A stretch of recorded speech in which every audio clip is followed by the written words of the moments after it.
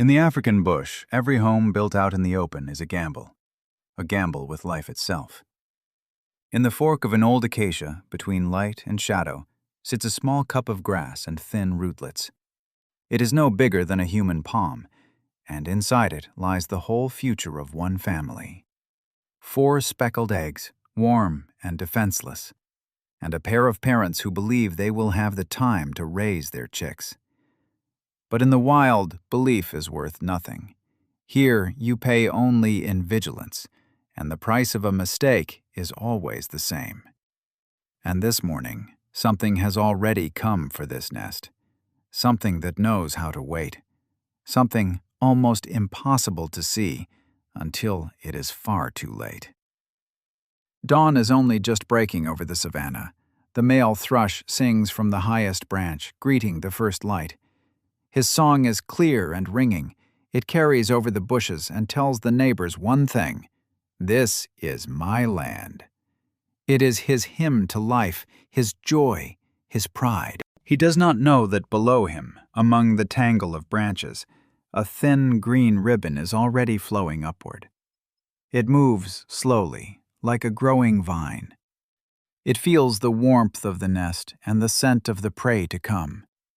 The threat is already here, only a few meters beneath the singer. And the song still drifts over the trees, light and carefree, with no idea of what is coming. The hero of this story is an ordinary thrush, a small songbird with dark eyes, a slender bill, and a reddish breast. He is no predator. He has no claws, no venom, no strength. He weighs less than a ripe apple and would fit in a child's cupped hands. He spends his whole life searching for worms, beetles, and ripe berries. Beside the dragons of this land, he seems utterly defenseless, almost invisible. And yet, it is he who must enter a fight in which everything is against him. A fight where the weapons are not fangs, but cunning, a voice, and desperate courage. Inside the nest lie 4 eggs. Very soon the chicks should hatch. This fragile cup of grass is the result of many days of hard work. The parents carried here every blade of grass, every rootlet, every feather for the soft lining. Everything they live for is gathered here. But this cup has one flaw that can no longer be undone. It is built out in the open, and what the parents can see, other eyes can see too. The nest has already been spotted. It has been remembered. And now, branch by branch, a shadow is reaching silently toward it. The thrush's strength is not in his body. It lies somewhere else entirely. He has sharp eyes and quick hearing. He can pick out a snake in the leaves by the faintest ripple of its scales. And he has a voice. A single sharp alarm call can raise the whole bush within seconds. Neighbors come flooding to that cry. Other thrushes, lively bulbuls, bold drongos.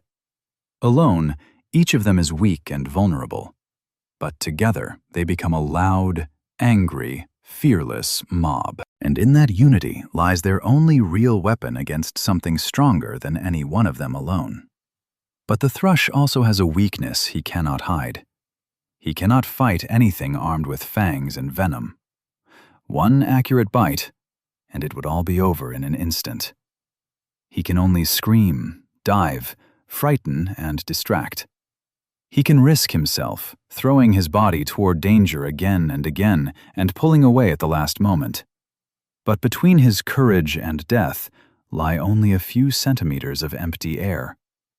One wrong turn, one movement too bold, and the hunter takes not the eggs, but the defender himself. And this morning, those few centimeters will decide the fate of the whole family. Now look at the one who has come. This is a boomslang, a tree snake with enormous eyes and a body the color of young foliage.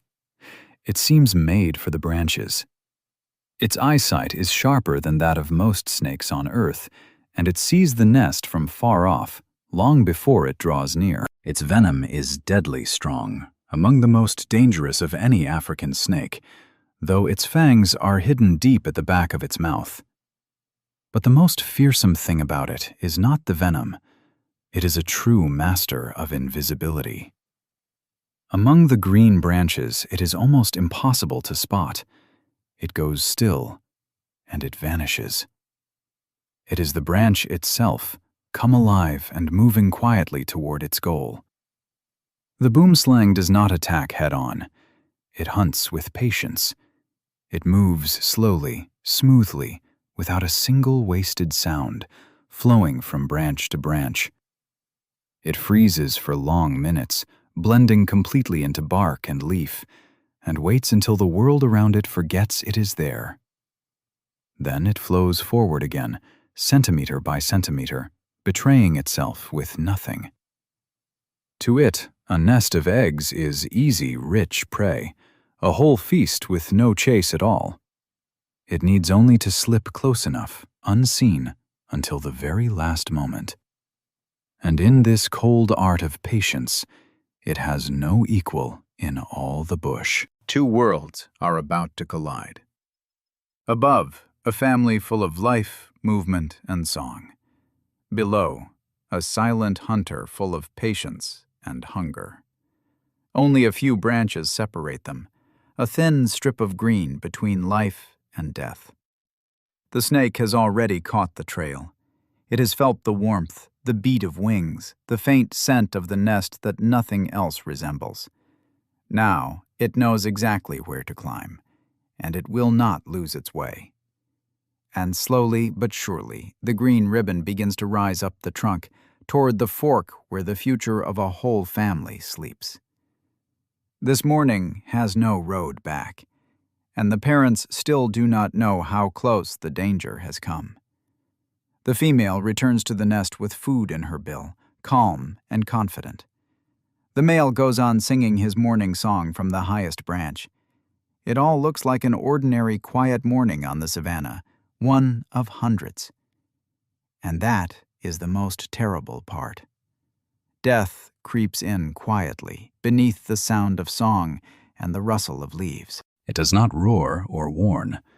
It simply draws nearer, meter by meter, shadow by shadow. And a single instant will decide whether the parents notice it in time or too late forever. And that instant comes. The female lands on the rim of the nest and suddenly goes still. Something is wrong. Something in the air has shifted, too faint to name. A branch below swayed without any wind. A shadow has fallen where no shadow should be, and it is a shade too dark. Her body tenses in an instant.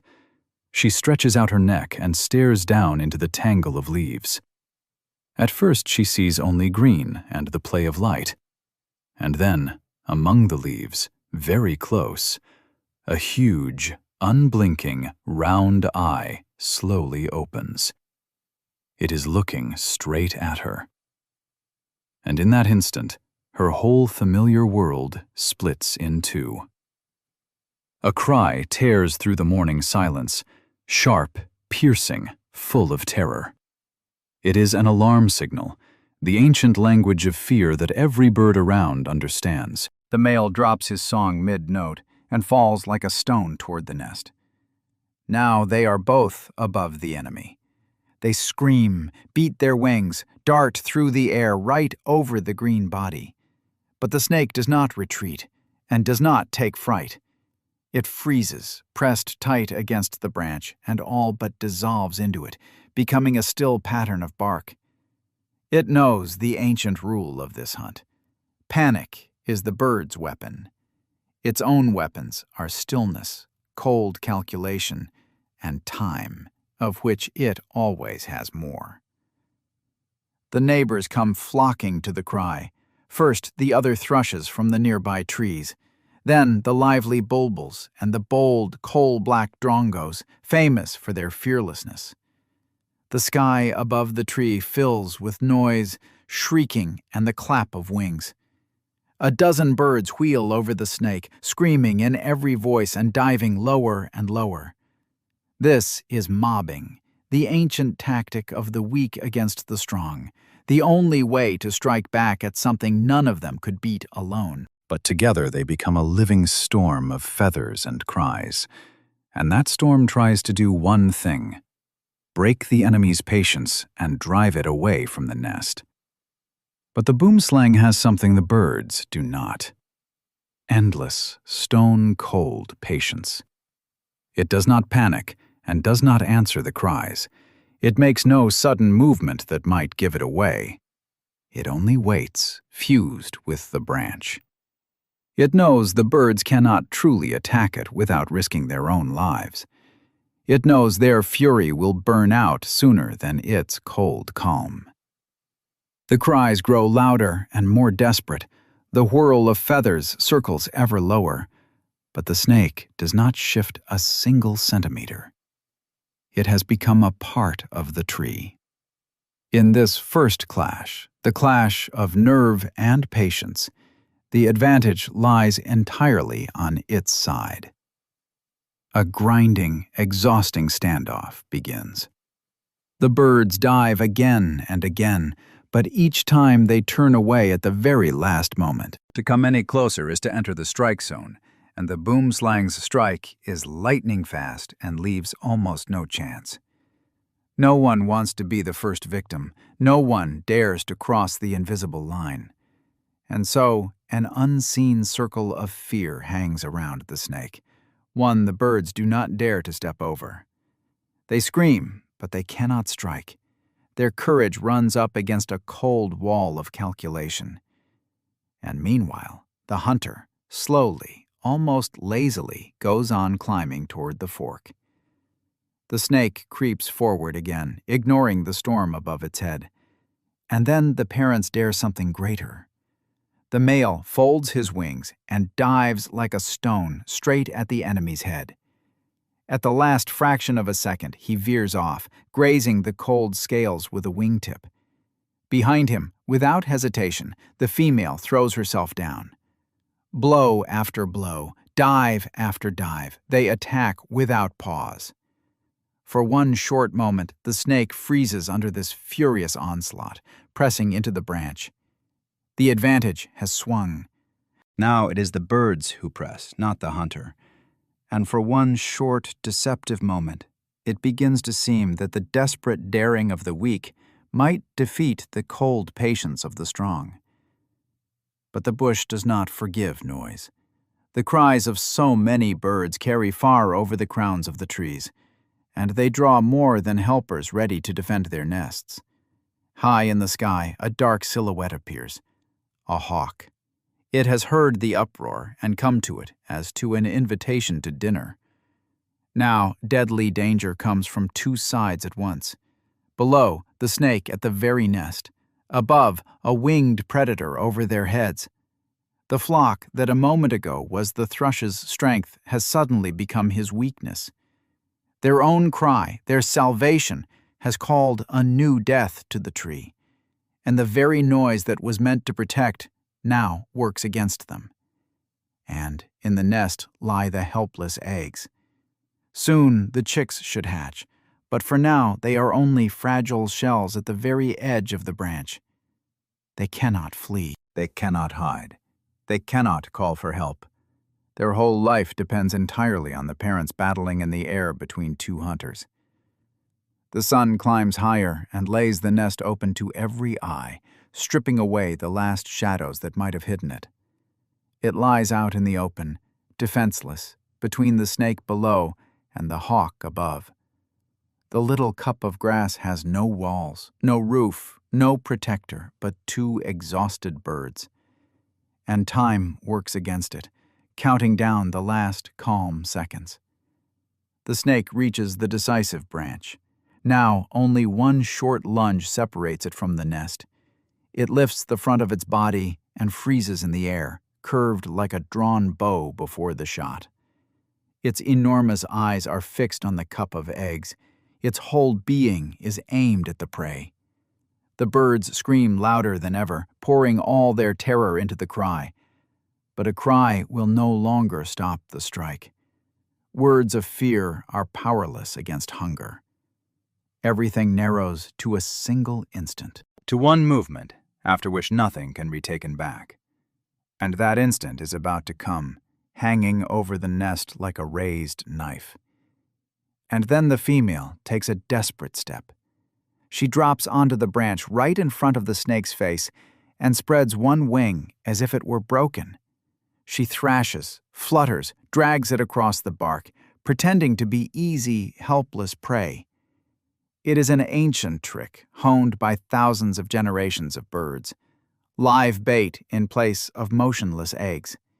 She offers the hunter herself, if only it will turn away from the nest for a single moment. Her whole body screams, "Take me, but do not touch the children."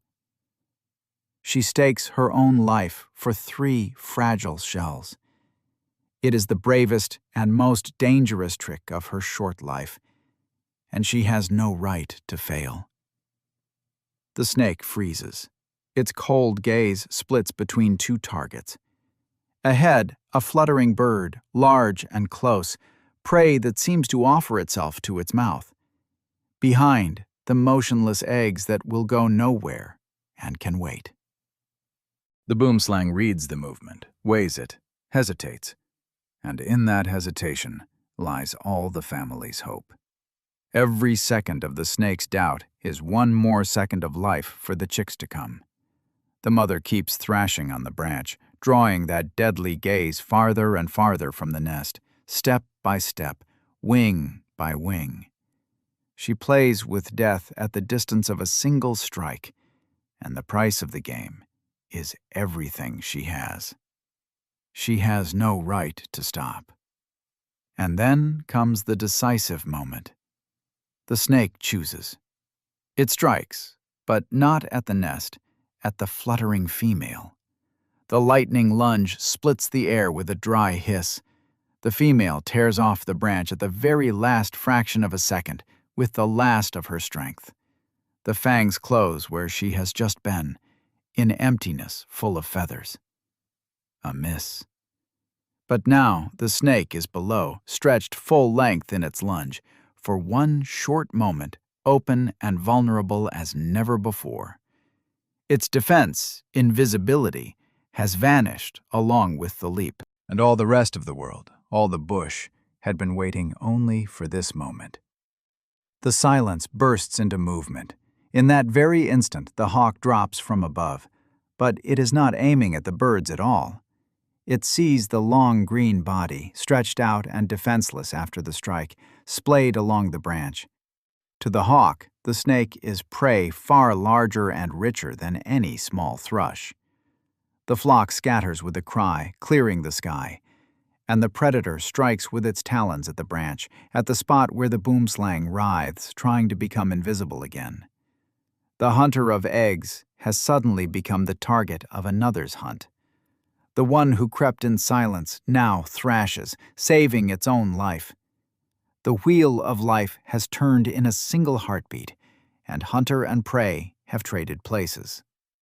The snake flees. It tears off the branch and drops down into the saving thick shade of the lower bushes, away from the talons and away from the nest. It was not driven off by the thrush's strength, for he never had any strength at all. It was driven off by persistence, by cries, by the mother's insane courage, and one blind turn of luck. The hawk rakes its talons across the emptied branch and, disappointed, rises with empty claws into the high sky. The bush grows quiet by degrees, the cries dying away one after another. The danger has withdrawn this time, and on the ravaged, battered branch it falls silent again, only a heart still hammering in a small chest. But this victory has its price. The parents return to the nest, trembling from exhaustion and the terror they have lived through. They count what is left of their future.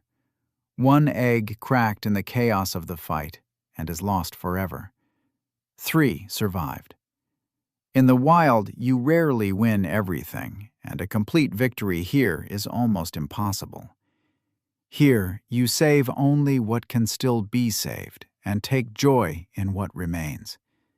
3 fragile, warm shells. That is their victory. Not whole, not perfect, but real, paid for with fear and risk. And for those 3 shells, they risked everything they had without a second thought.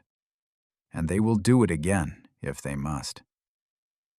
The female settles onto the nest and covers the surviving eggs with the warmth of her body. She is still trembling, but she no longer moves from the spot. The male perches beside her on the branch, breathing hard, his bill half open.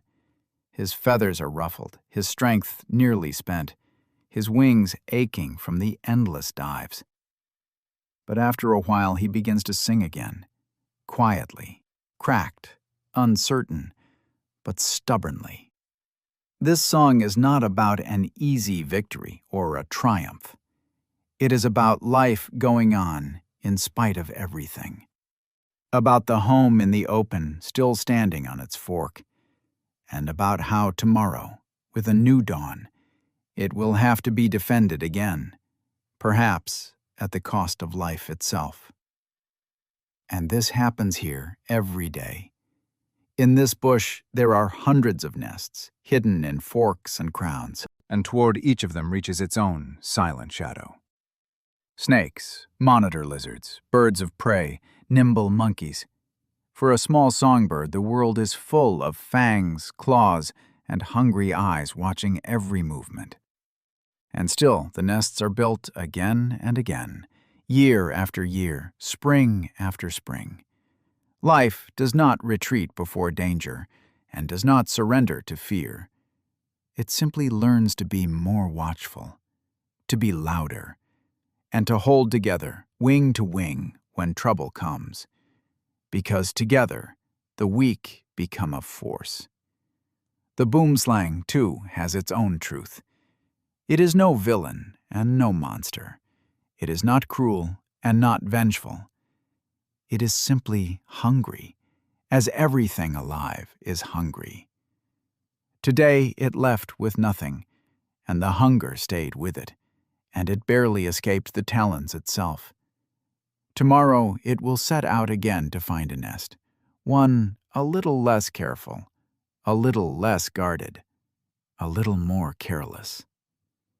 In nature, there are no wicked and no good, no heroes and no monsters. There are only hunters and prey, eternal hunger and an eternal will to live, and the thin line between them that each crosses in its own way and in its own turn.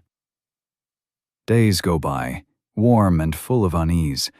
From the 3 surviving eggs, the chicks appear one after another, naked, blind, with huge gaping mouths that demand food without end. The parents carry them food from dawn to dusk, tirelessly, forgetting their own hunger. Soon their first feathers push through the bare skin. Then they try a wing for the first time, flapping clumsily at the edge of the nest.